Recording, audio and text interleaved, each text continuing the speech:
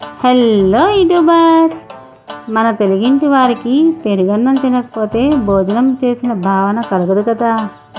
మరి ఆ పెరుగన్నం మరికొంత రుచిగా నా తీరులో ధూమ్ధామ్ దద్దోజనం తయారీ చూద్దామా. మరి మొదటగా అల్లము పచ్చిమిర్చి సన్నగా తరిగి సిద్ధం చేసుకోవాలి.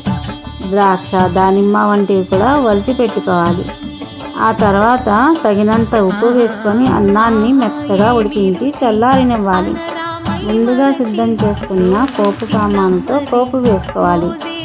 దాంతోపాటు అల్లము పచ్చిమిర్చి ముక్కలు మిరియాలు వేసి బాగా వేయించుకోవాలి. చల్లారిన అన్నంలో చిక్కని పెరుగు పోపు పండ్ల ముక్కలు వేసి కలుపుకోవాలి.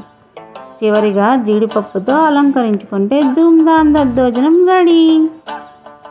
మరో విషయం అండి, మార్చి 14 నుండి 20 వరకు వేడి గాలులు వస్తాయని వాతావరణ కేంద్రం వారు ప్రకటిస్తున్నారు. కావున మీరందరూ కూడా ఇలాంటి చలువ చేసే పదార్థాలు తీసుకుని జాగ్రత్తగా ఉండండి. మీ తెలుగింటి ఆడబడుచు మరిన్ని ముచ్చట్లతో మరో వీడియోలో.